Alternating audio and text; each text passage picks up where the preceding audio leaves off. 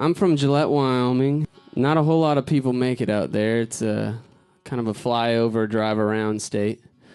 And but anyway, I moved to Nashville in 2010 and started writing songs. And I was interning at a publishing company, and that's kind of what got me there in the first place. And I kind of just fell in love with songwriting in Nashville and that whole thing. And so I started writing songs for a few years and took a little break and went on a little bachelor party with my brother in Vegas. And I got a phone call from my girlfriend at the time, which she is no longer my girlfriend. And she's cray-cray. And she said, "Hey, babe, I got some bad news. Your apartment caught on fire, and it's not looking good. You need to come home." So I flew to Nashville, and all my stuff was pretty much ruined. My laptop, my MacBook, was sitting on the coffee table, and my roommate was using it, the one that started the fire.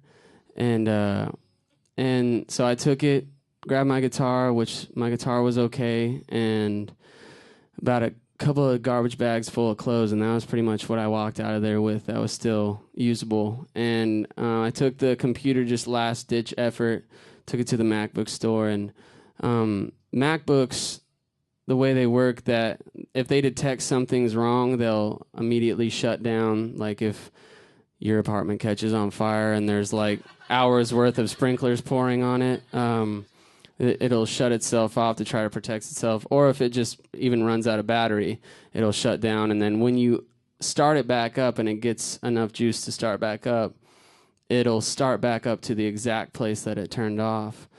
And the biggest moment probably in my life in Nashville, besides all the record deal stuff, is when I opened that computer up and the song that my roommate was listening to when the fire happened was James Taylor's Fire and Rain, and that's where it opened up to in the MacBook store. And it was just this really spooky thing, and you kind of look up in the sky and you're like, okay, God, what do you want from me?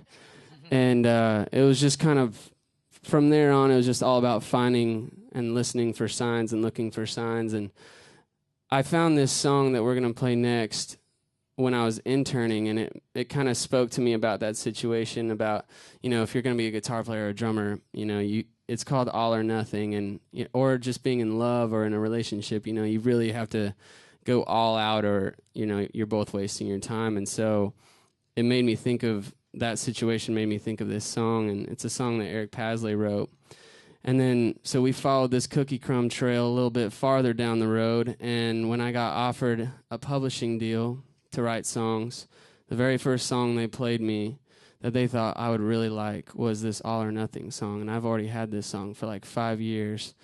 And I'm like, man, these people really get me. And that fire kind of made me pay attention to more signs like that. So I signed with them because of that one song.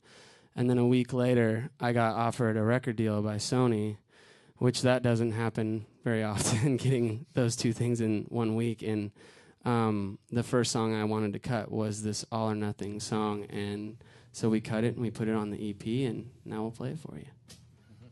1, 2, 3, 4.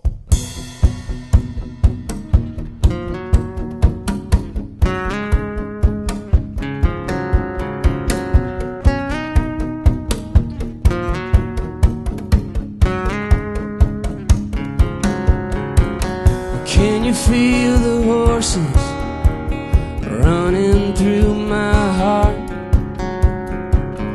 They've been riding toward you, haven't been from the start. Lightning in the desert, your image flashes through.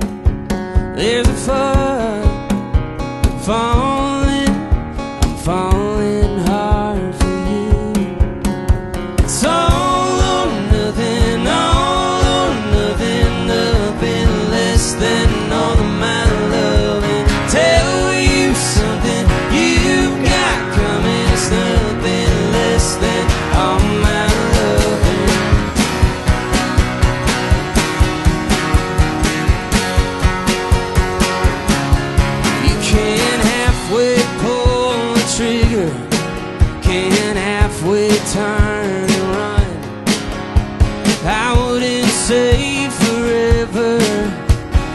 if you